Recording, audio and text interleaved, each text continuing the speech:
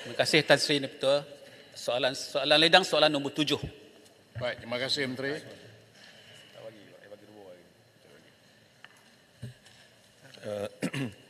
Datuk Ketua, terima kasih saya ucapkan untuk memberikan peluang untuk saya memberikan jawapan kepada Yang Berhormat Perdana Ledang.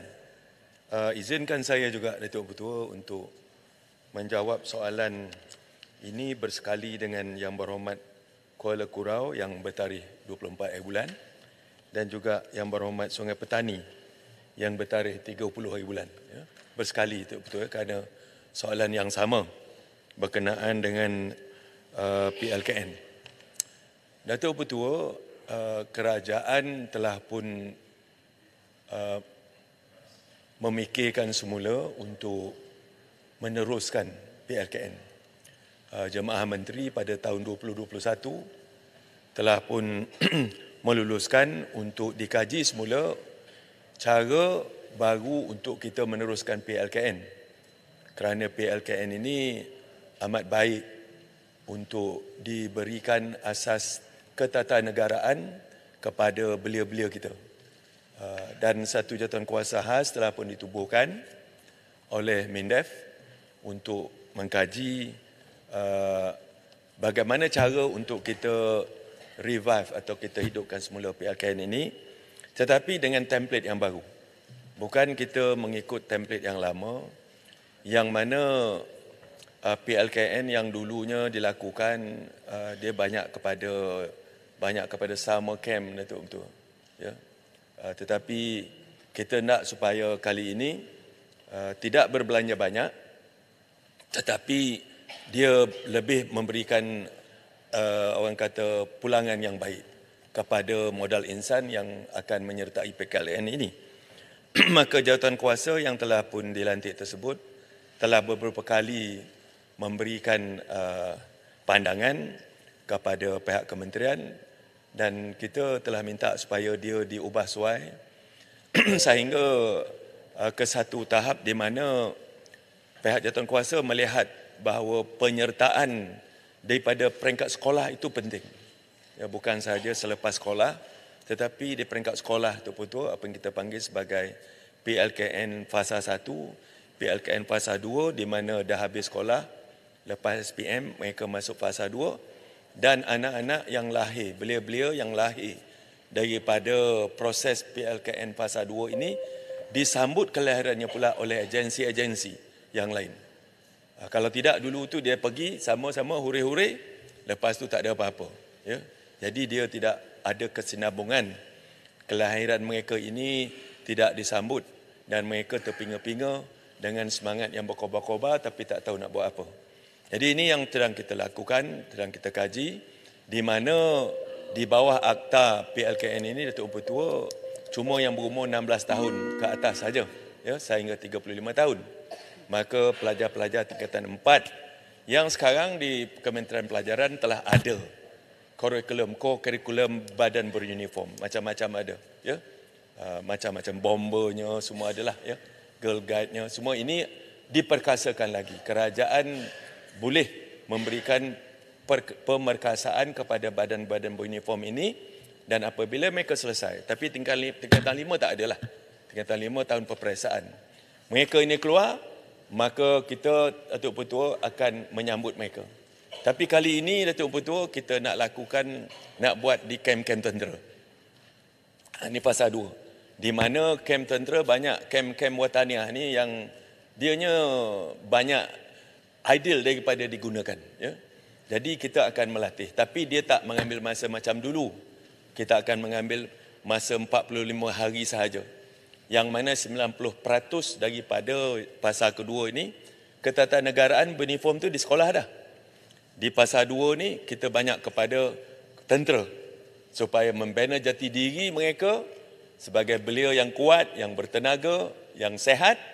90% ketenteraan, 10% kepada tata negara. Lepas itu Datuk Ketua, maka agensi-agensi seperti bombernya, pertahanan awamnya, polisnya, apa semua itu, ya, boleh melihat mereka ini sebagai penyediaan kepada guna tenaga belia yang terlatih yang telah pun ada jati diri, yang punya semangat cintakan negara yang tinggi. Ini dia, Datuk Betul. Selain daripada mereka yang masuk universiti itu, dia akan meneruskan pelajaran. Tetapi mereka-mereka yang tidak berpeluang, tak bernasib baik masuk universiti, mereka ini dah kita latih, dah menjadi sebagai tenaga kerja yang bersedia untuk memikul tanggungjawab yang baik. Dan kita akan gunakan kem tentera, ada 13 kem wataniah, seluruh negara tu betul. Ada satu kem Polapol pusat di pusat latihan polis Jalan Tembak yang boleh accommodate 4,000 orang untuk 1 tahun. Dan kami boleh melatih lebih kurang 20,000 orang. Datuk betul? 45 hari, 45 hari, 45 hari. Dan tenaga pelatih pun dah ada, tentera, jadi kurang kos Datuk betul. Kosnya amat kurang. Kalau dulu kita berbelanja 500 lebih juta 1 tahun, kali ini daripada kertas kerja oleh jawatan kuasa ini Datuk betul, kita tidak akan berbelanja lebih pada 100 juta. Penjimatan yang baik, Datuk Betul. Ini adalah wang rakyat.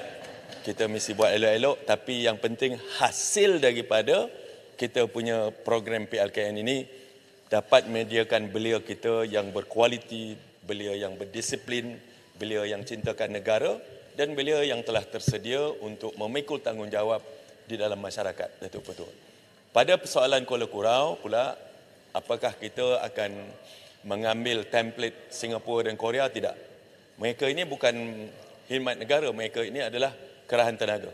Jadi kita tak mau ikut Korea ataupun Singapura, tapi kita akan ada template kita sendiri, Datuk Betul, untuk kita ubah sesuai.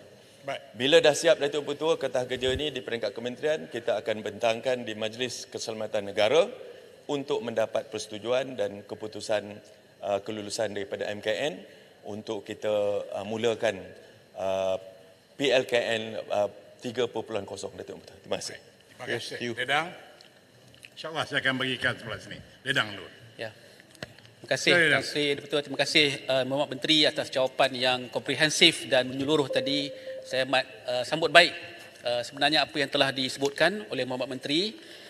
Dan pada masa yang sama, saya tahu ini adalah juga topik kegemaran Tan Sri Speaker untuk kita kembalikan, dan asasnya ialah kerana kita nak semangat cintakan negara, semangat patriotik yang mungkin banyak pihak anggap agak lemah pada waktu ini. Dan kita berdalam Dewan ini baru ada belia-belia yang bersama dengan kita yang mendengar jawapan tadi daripada Mohd Menteri. Jadi saya sambut baik. Cuma soalan tambahan saya ialah berkenaan dengan pertamanya ialah penglibatan.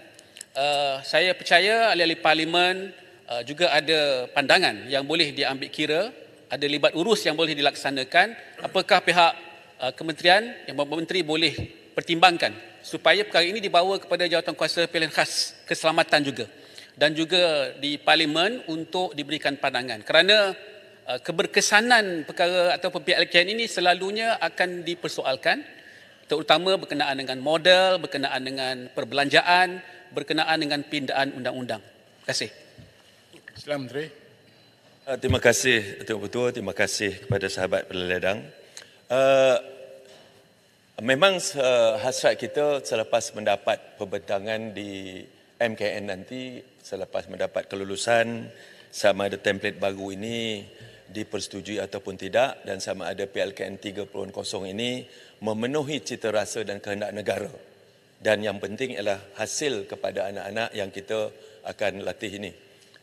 Kita akan bentangkan apa saja dasar-dasar betul-betul kita bentangkan, dan pihak kementerian tidak ada apa-apa halangan untuk kita bentangkan dalam Jawatankuasa Pilihan Parlimen untuk kita sama-sama fikirkan cara yang terbaik dan memberikan pandangan-pandangan input daripada rakan-rakan ahli parlimen yang lain. Terima kasih. Sila Ketua.